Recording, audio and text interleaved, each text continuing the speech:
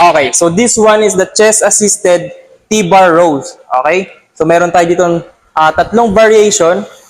So first will be the wide grip T-bar row. Okay? So wide grip rows.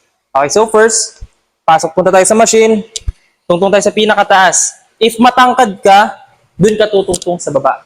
Pero if short ka naman, dito ka sa taas. Okay? And then this one is for our chest. So support sa chest.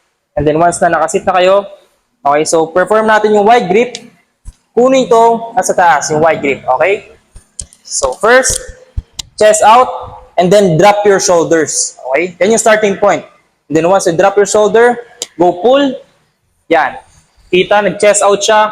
And then ang siko is all the way through.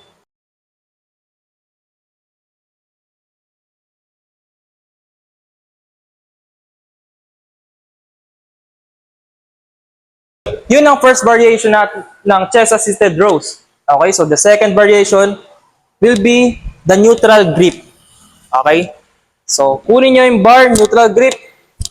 Ayan. And then same pa rin, naka-chest out, drop your shoulder, and then all the way down, go pull.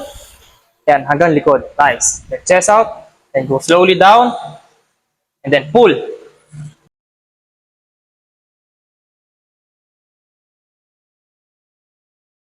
So, meron pa tayong last variation. That will be the wide underhand grip ng T-bar row. Okay? So, it mainly focuses on the outer lats. Okay? So, okay. Kunin yung support. Ayan. And then, underhand means pailalim. Okay? So, same procedure. Drop your shoulder and then pull. Then chest out. Ayan. Okay, go down. Then pull. Ayan. Squeeze your shoulder blades. Okay, go down. Then give me last one. Give me one. Okay? Go pull. Okay. And then balik sa support. So that is the chest-assisted T-bar rows or chest-assisted rows.